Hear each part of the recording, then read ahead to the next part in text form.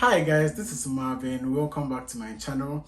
If today is the first time of stopping by, you're most definitely welcome. If you're a returning subscriber, thank you for coming back once again.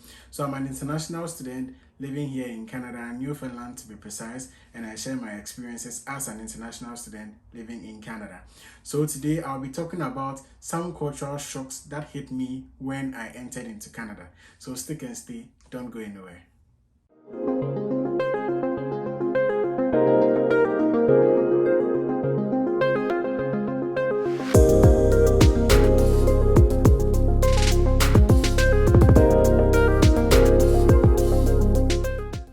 So number one cultural shock, guess what it is?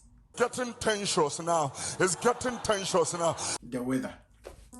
So I knew about this before coming into Canada, but trust me, where I am, like my province, it's not even just the cold. The wind is so windy. My goodness, it's windy.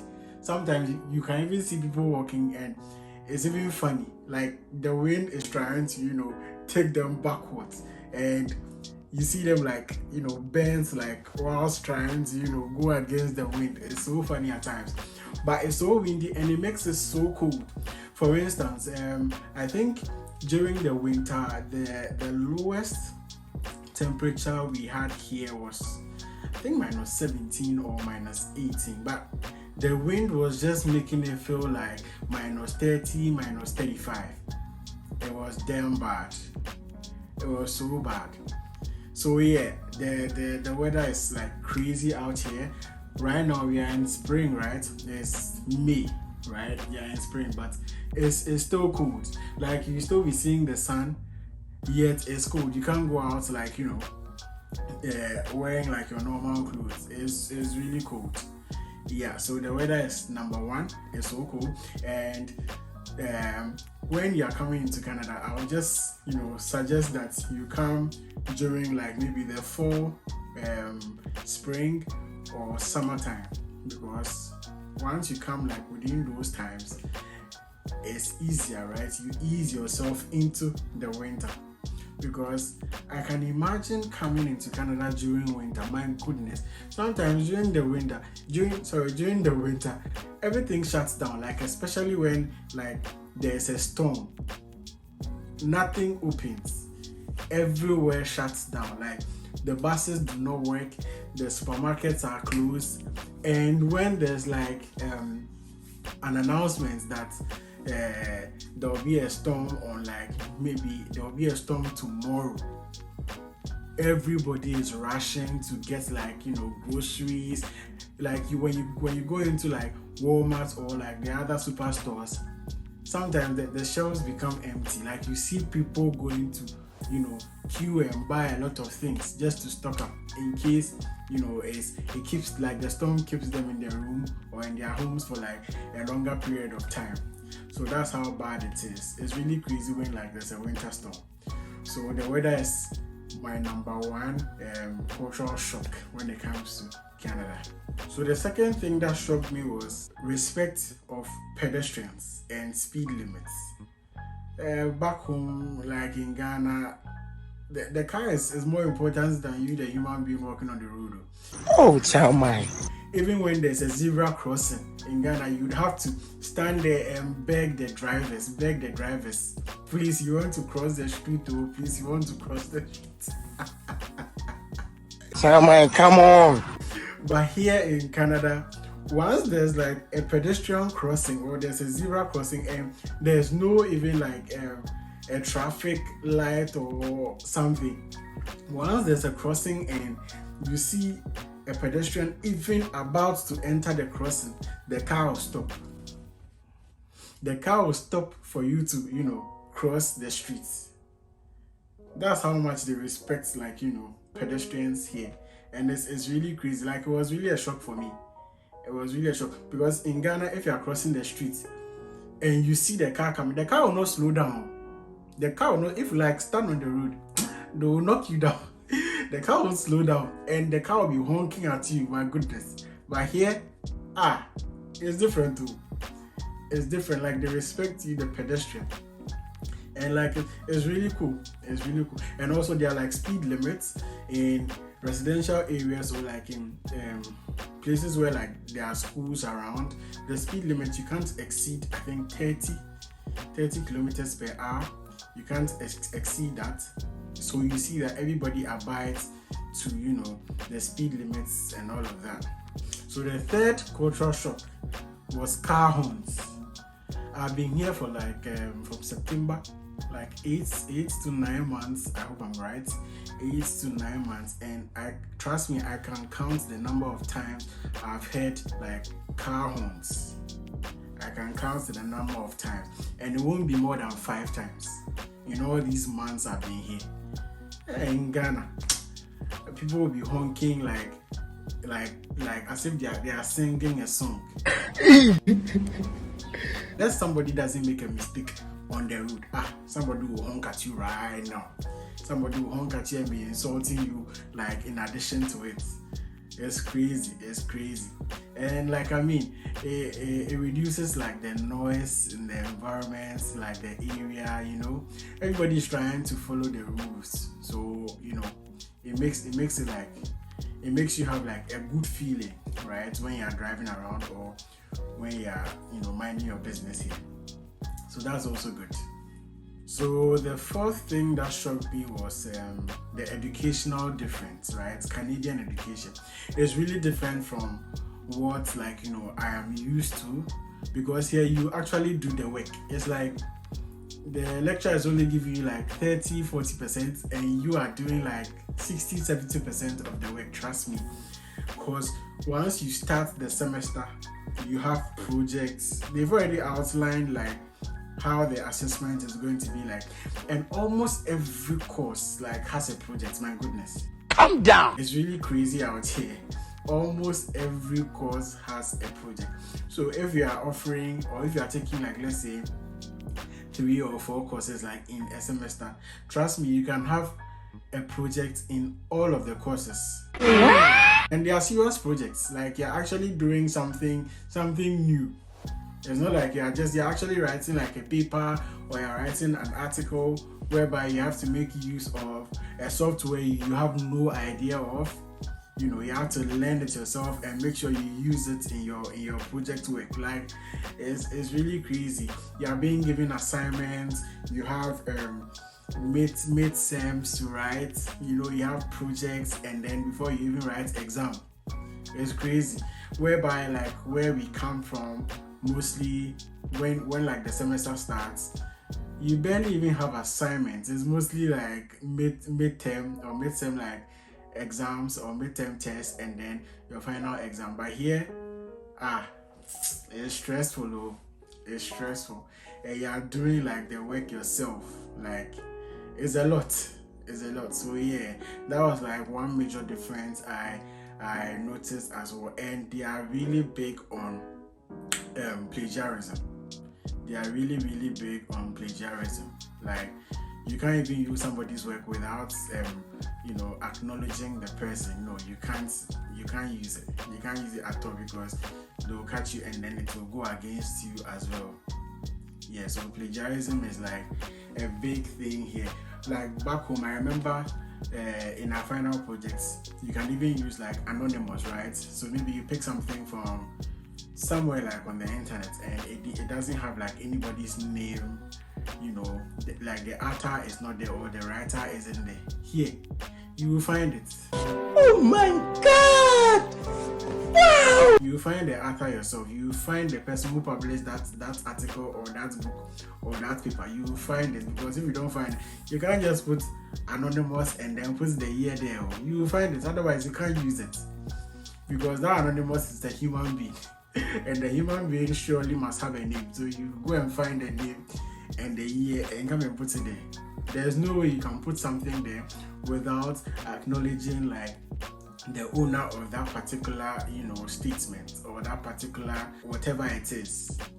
It's somebody that did it. So surely you have to put the person's name there and acknowledge the person.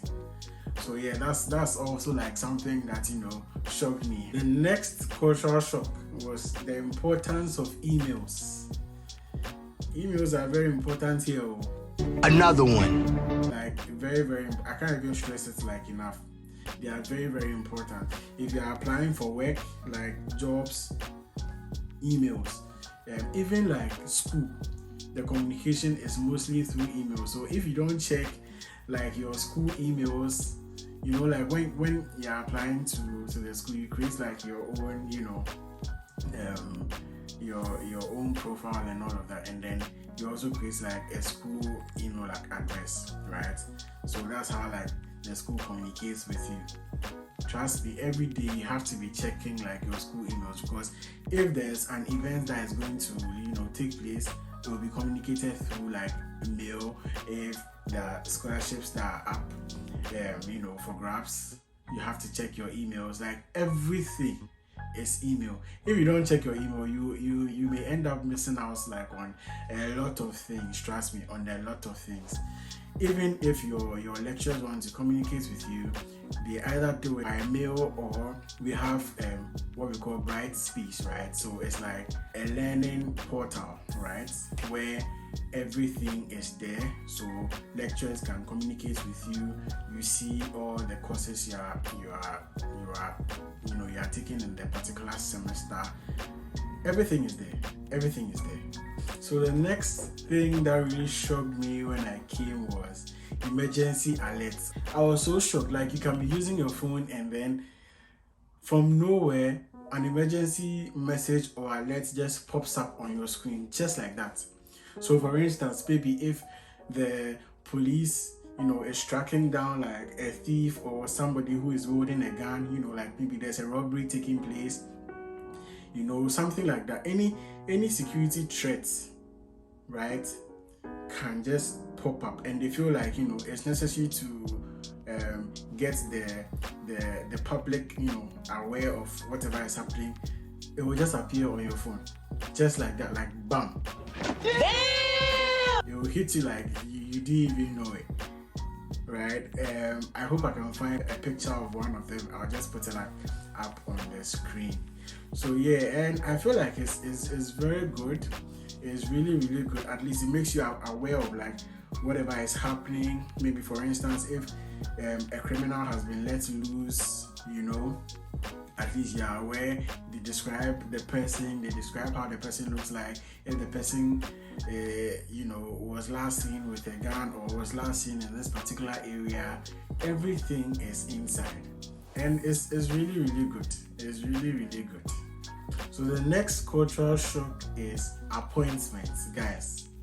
Really, nigga? Anything you want to do here, any service, you know, that is rendered by somebody, you need to book an appointment. If you want to go to the spa, you need to call and make an appointment. If you want to go to the dentist, you need to call and book an appointment. Even my hair, if I want to go to the salon and, you know, get my braids done or my locks done, I need to book an appointment. If you even want to go to the bank and open an account, you need to call and book an appointment. You can't just, you know, like in Ghana, you can just walk in. Even the banks want you to even come. You can just walk in at any time and then open an account. Here, it's not like that though. You need to call and book an appointment. So everything is like by appointment. So that was one thing that also shocked me when I came into Canada. So the next thing that shocked me was prices of, like, you know, items. So for instance, you go to like Walmart and you want to buy like tomatoes. So you pick your tomatoes and you get to the counter. Maybe let's say it's like $8, right, for 4 tomatoes. And you get to, you know, the cashier and you scan whatever like your tomatoes. Before you notice, now the price is $10 or $11. Every price you see on any item is without tax.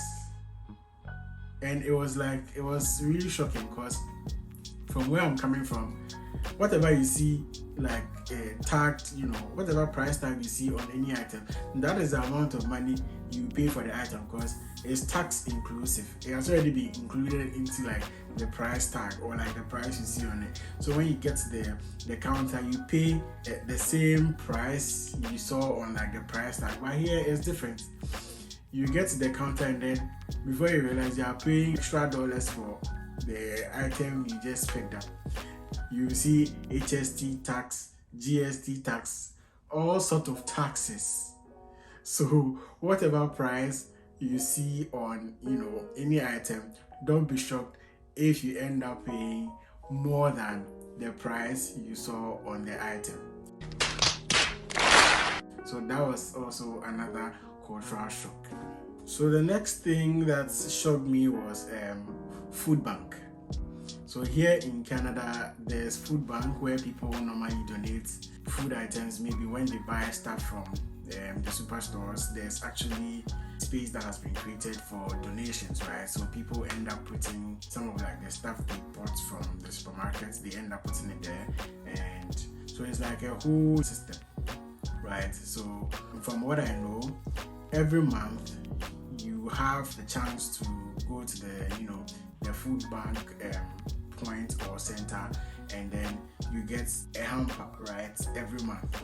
So for us students, once you have like your health insurance card, because that's the only thing they need to check to take your credentials, because there are various centers all over, so they just take that just to make sure that your name is in the system, and then you don't go to like different places to go and pick it up. Once you get like your hamper from one particular spot. So every month you are entitled to one hamper, and then you can pick some of the things you want to be included in the hamper, right?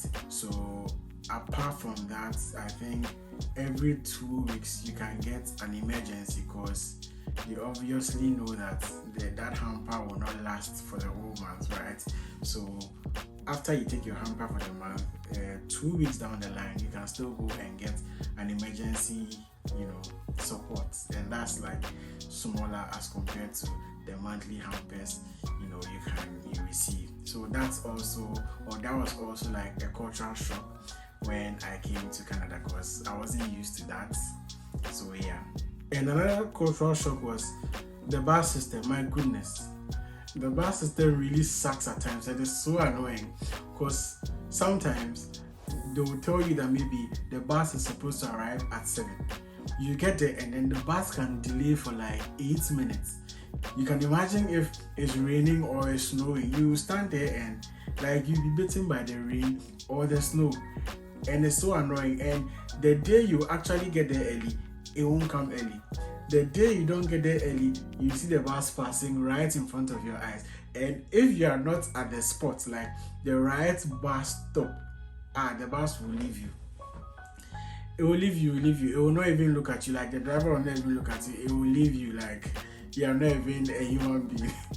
But yeah, some of the drivers are really nice. Some of them are really nice. Some will wait for you to sit before they move, and sometimes people don't even have like maybe money, or they may have lost their their cards, or they may have left it at home.